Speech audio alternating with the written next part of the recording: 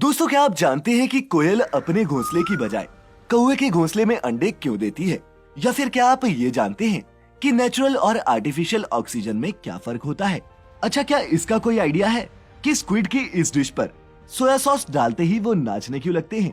नहीं जानते तो अभी जान जाएंगे। इसीलिए तो लेकर आता हूँ मैं हर हफ्ते एक सुपर फैक्टिफाइड एपिसोड को, ताकि आप बने पहले से और ज्यादा सजग और समझदार। तो ठूस लीजिए एक बार फिर अपने नाजुक कानों में उन महंगे हाई बेस वाले हेडफोन्स को। बिना आपका और वक्त जाया किए शुरू करते हैं आज का ये कमाल का सफर। Factified. Facts on your face. Fact number 1। दोस्तों, हम इंसानों को लगता है कि हम ही चालाक और शातिर होते हैं, पर सच तो ये है कि चतुराई के मामले में इस ग्रह पर रहने वाले बाकी जीव जंतु भी किसी से कम नहीं। अब कोयल को ही देख लीजिए। हम सभी बचपन से सुनते आ रहे हैं कि कोयल अपने अंडे कौवे के घोंसले में देती है। पर दोस्तों, क्या आप जानते हैं कि कोयल आखिर ऐसा करती क्यों है? अगर नहीं तो बता दो कि बाग में कूकू करने वाली कोयल असल में काफी शातिर और चालाक होती है, और ये अपनी जिंदगी मौज में काटती है। और तो और ये इतनी अय्याश होती है कि कभी घोंसला भी नहीं बनाती। ऐसे में जब प्रजनन का समय आता है तब उन्हें घोंसले की जरूरत पड़ती है। ऐसे में वो अपने पंखों का इस्तेमाल करके दूसरे पक्षियों जैसे कौओं वगैरह को डराती धमकाती है और जबरन उनके घोंसलों में अपने अंडे रख जाती है, जिसके बाद ये कौवे अपने और बेगाने अंडों में फर्क नहीं कर पाते और उन्हें भी वैसे ही सहेज कर रखते हैं जैसे कि बाकी के अंडों को। और दोस्तों, ऐसा भी नहीं है कि ये सिर्फ कौओं के घोंसलों में ही अंडे छोड़ जाती हैं। यूरोपियन कोयल को तो 11 अलग अलग पक्षियों के घोंसलों में अंडे रखते हुए पाया गया है। Fact number 2। दोस्तों, अगर आप भी सी फूड के शौकीन हैं तो आप स्क्विड नाम के समुद्री जीव के बारे में जरूर जानते होंगे। ये दिखने में बिल्कुल ऑक्टोपस की तरह दिखता है, बस इसका साइज ऑक्टोपस से छोटा होता है। दोस्तों, जापान और कोरिया में इस जीव से एक खास डिश बनाई जाती है जिसे ओडोरिडोन कहते हैं। ये डिश बहुत ही महंगी होती है, इसलिए आपको ये कुछ खास रेस्टोरेंट्स में ही खाने को मिलती है। पर दोस्तों, इस डिश के स्वाद से ज्यादा स्वाद तो इसे सर्व करने के स्टाइल में है। सोया सॉस डालते ही बोल में रखा स्क्विड नाचने लगता है। ये देखकर आपको भी लग रहा होगा कि इस डिश में कहीं जिंदा स्क्विड्स तो सर्व नहीं किए जाते। पर दोस्तों, असल में इन स्क्विड्स को सर्व करने से पहले अच्छे से पकाया जाता है। शेफ स्क्विड्स के दिमाग और शरीर को अलग अलग पकाता है। ऐसे में स्क्विड का जिंदा रहना तो नामुमकिन है। और जहाँ तक बात रही स्क्विड्स पर सॉस डालते ही नाचने की, तो इसके पीछे का कारण भी हम आपको बता देते हैं। दरअसल स्क्विड के शरीर में मौजूद एडिनोसाइन ट्राइफॉस्फेट मॉलिक्यूल्स मरने के काफी देर बाद तक भी इसके मसल्स में काम करते रहते हैं और एक्टिव होते हैं। ऐसे में जैसे ही स्क्विड के ऊपर ये नमकीन सोया सॉस डाला जाता है, तो सॉस में मौजूद सोडियम की वजह से स्क्विड की ये एक्टिव मसल्स रिएक्ट करने लगती हैं और ये बोल में नाचने लगते हैं। तो आप में से कौन कौन इस ओडोरिडोन को खाना चाहेगा, नीचे कमेंट्स में बताएं। Fact number 3। दोस्तों, कभी अगर गलती से भी कोई मधुमक्खी हमारे आसपास मंडराती हुई दिख जाती है तो हम डरकर इधर उधर भागने लगते हैं, इस डर से कि कहीं मधुमक्खी हमें डंक ना मार दे। लेकिन दोस्तों, जरा सोचिए, जब आपके दिल में एक साधारण सी मधुमक्खी का ही इतना खौफ है, तो कहीं अगर कभी आपका या हमारा पाला इस जायंट एशियन हॉर्नेट से पड़ गया तो क्या होगा? मधुमक्खी का डंक तो हम लोहा रगड़कर निकाल देते हैं, लेकिन ये कीट इंसानों की जान लेने में भी सक्षम है। जी हाँ दोस्तों, और इसीलिए पूरी दुनिया में ये मर्डर हॉर्नेट के नाम से भी बदनाम है। और अगर आप इसके बारे में कुछ नहीं जानते तो आपको बता दूं कि ये हॉर्नेट्स एक घातक शिकारी होते हैं, क्योंकि ये अपने शिकार को इस तरह तड़पा तड़पा कर मारते हैं कि किसी की भी रूह कांप जाए। हॉर्नेट का असली शिकार वैसे तो मधुमक्खियां होती हैं, जिनसे हम डरते हैं, लेकिन ये इनका शिकार कैसे करते हैं ये जानकर आप भी इनसे खौफ खाने लगेंगे। ये पहले किसी खूनी दरिंदे की तरह इन मधुमक्खियों का सिर काटकर अलग करते हैं और फिर इनके शरीर को एक मीटबॉल सा बनाकर खा जाते हैं। पर दोस्तों, अगर इनके रास्ते में कोई बड़ा जानवर या फिर इंसान भी आ जाए तो ये उन्हें भी नहीं बख्शते। जीव वैज्ञानिकों की माने तो एशियन हॉर्नेट के डंक में मौजूद जहर इंसानों की किडनी खराब कर देता है, और अगर ये झुंड में हो तो फिर तो बच पाना नामुमकिन है। आपको जानकर हैरानी होगी कि साल 2013 में चीन की शांक्षी प्रोविंस में इनके काटने से यहाँ 42 लोग मर गए थे, तो वहीं 1600 से ज्यादा लोगों को हॉस्पिटल जाना पड़ा था इलाज के लिए। यही नहीं, इन खूनी हॉर्नेट्स का आतंक अमेरिका और जापान तक में है। तो अगर कहीं आपका भी सामना इससे हो जाए तो ज्यादा सोचिएगा नहीं, बस दुम दबाकर भाग लीजिएगा। Fact number 4। दोस्तों आज के वक्त में ऑक्सीजन एक ऐसा रिसोर्स है जिसकी कमी से यहाँ एक तरफ कई जाने जा रही हैं, वहीं दूसरी तरफ इसकी कालाबाजारी बड़ी ही बेशर्मी से धड़ल्ले से जारी है। नहीं दोस्तों, मैं हवा में मौजूद नेचुरल ऑक्सीजन की बात नहीं कर रहा, क्योंकि जिस हवा को हम सांस के जरिए इनहेल करते हैं उसमें सिर्फ 21% ही ऑक्सीजन होती है, जो कि एक स्वस्थ इंसान के लिए तो काफी है। लेकिन कोरोना जैसी बीमारी से ग्रसित इंसान के केस में ये 21% ऑक्सीजन वाली हवा काम नहीं करती, इसीलिए उसे मेडिकल ऑक्सीजन देने की जरूरत पड़ती है। तो अब आप पूछेंगे कि नेचुरल और इस मेडिकल ऑक्सीजन में क्या फर्क होता है। तो बता दूं कि मेडिकल ऑक्सीजन वाली हवा का 98% हिस्सा सिर्फ ऑक्सीजन होती है और इसे खास साइंटिफिक प्रोसेस के थ्रू तैयार किया जाता है। ये नमी और धूल मिट्टी जैसी इम्प्योरिटी से भी रहित होती है और इसे लगाने से पेशेंट को दिमाग तक जरूरी ऑक्सीजन पहुंचाने में मदद मिलती है और उन्हें अच्छा महसूस होता है। इसके अलावा दोस्तों इंडस्ट्रीज में भी ऑक्सीडेशन प्रोसेस, कटिंग और मुख्तलिफ केमिकल रिएक्शंस में ऑक्सीजन का इस्तेमाल किया जाता है, लेकिन ये इंडस्ट्रियल ऑक्सीजन मेडिकल ऑक्सीजन जितनी प्योर नहीं होती और इसीलिए इनका मेडिकल यूज उतना सेफ नहीं होता जितना मेडिकल ऑक्सीजन का होता है। फैक्ट नंबर 5, नेचुरल और आर्टिफिशियल ऑक्सीजन में फर्क समझने के बाद अब आपको इसी ऑक्सीजन को लेकर जद्दोजहद की एक कहानी बताता हूँ। जब सिर्फ 24 घंटों में एक इंसान बोकारो से ऑक्सीजन सिलेंडर लेकर नोएडा पहुंच गया।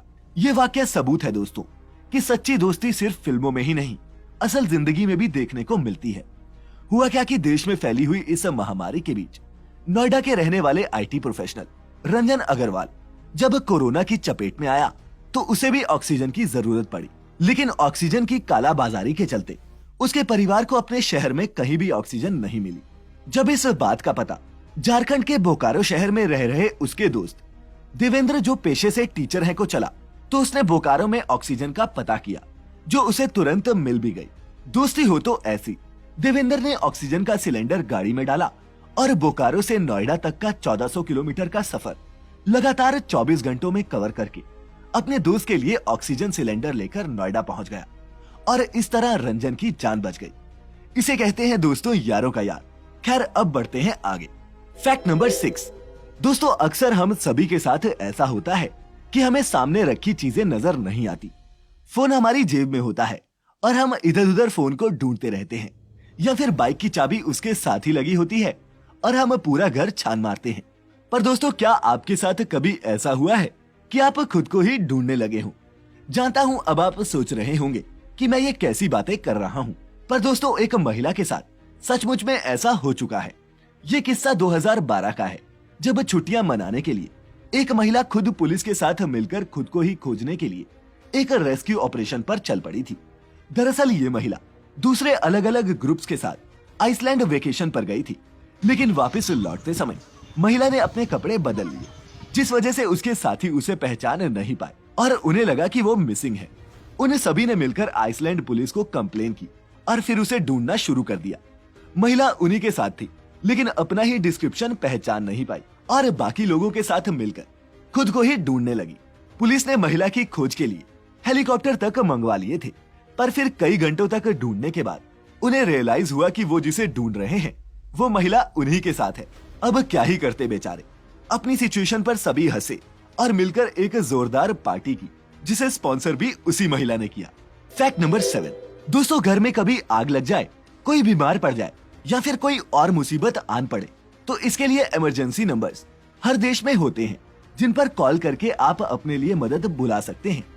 आमतौर पर यहाँ अस्पताल, पुलिस और फायर ब्रिगेड जैसी सुविधाओं के लिए ही इमरजेंसी नंबर्स जारी किए जाते हैं।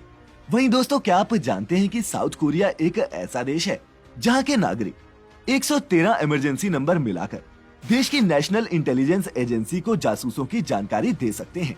दरअसल ये नंबर साउथ कोरिया में उस दौर में पॉपुलर हुआ जब 90 के दशक में नॉर्थ कोरिया वहां जासूस भेजता था, लेकिन अब चूंकि नॉर्थ से इतने जासूस नहीं आते, इस इमरजेंसी नंबर का मकसद भी बदल चुका है। एस्पियोनाज रिपोर्टिंग के लिए इस्तेमाल होने वाला ये नंबर अब इंडस्ट्रियल स्पाइस को पकड़ने के लिए इस्तेमाल किया जाता है। एक दशक पहले इसी हेल्पलाइन पर एक टैक्सी ड्राइवर की इनपुट के चलते कुछ कंपनी वर्कर्स को पकड़ा गया था, जो सेमीकंडक्टर टेक्नोलॉजी की सेंसिटिव इंफॉर्मेशन एक चाइनीज कंपनी को बेचने वाले थे। फैक्ट नंबर 8, दोस्तों, आपने दिमाग से जुड़ी कई अजीबोगरीब बीमारियों के बारे में सुना या पढ़ा होगा।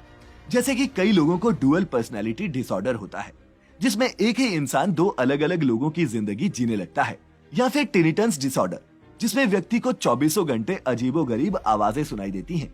इन दिमागी बीमारियों पर अब तक दर्जनों फिल्में भी बन चुकी हैं।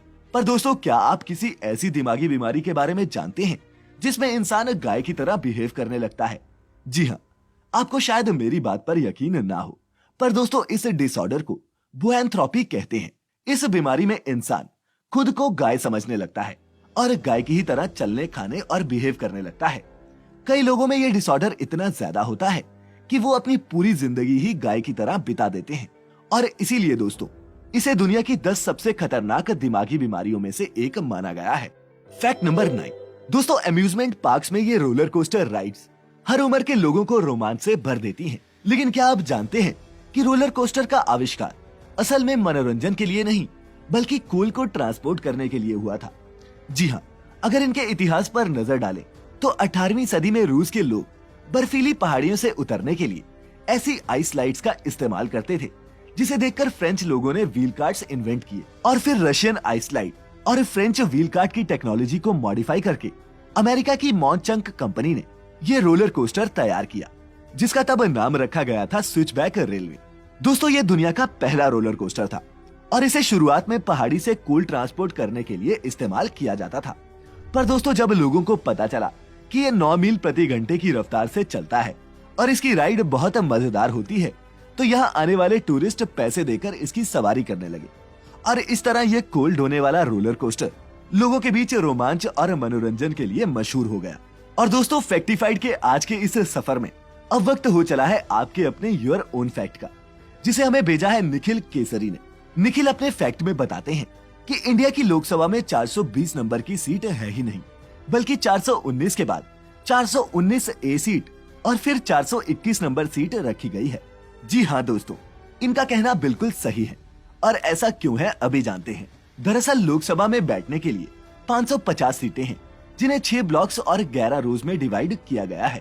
अब लोकसभा में चुनकर आने वाले हर एमपी को एक खास सीट नंबर अलॉट किया जाता है, जिस पर सिर्फ वही बैठ सकता है। पर दोस्तों, किसी भी एमपी को लोकसभा में 420 नंबर की सीट अलॉट नहीं होती। दरअसल आईपीसी की धारा 420 धोखाधड़ी के लिए लगाई जाती है, और कोई भी नेता नहीं चाहेगा कि उसे कोई भी नंबर 420 से संबोधित करे। इसीलिए संसद में इसका सॉल्यूशन निकाला गया और 420 की जगह सीट को 419 ए नंबर दे दिया गया, जिसके बाद सीधे 421 नंबर की सीट आती है। खैर दोस्तों, इसी के साथ हमारा आज का ये सफर यही खत्म होता है। ये वीडियो अगर आपको पसंद आई हो या फिर इससे आपने कुछ भी नया सीखा हो, तो इसे अपने दोस्तों के साथ भी शेयर जरूर कीजिएगा। अगले हफ्ते मैं फिर लेकर आऊंगा दिलचस्प फैक्ट से भरा ऐसा ही एक और मजेदार एपिसोड। तब तक अपना अपने चहेतों का ख्याल रखिए, और वीडियो अंत तक देखने के लिए आपका बहुत बहुत शुक्रिया।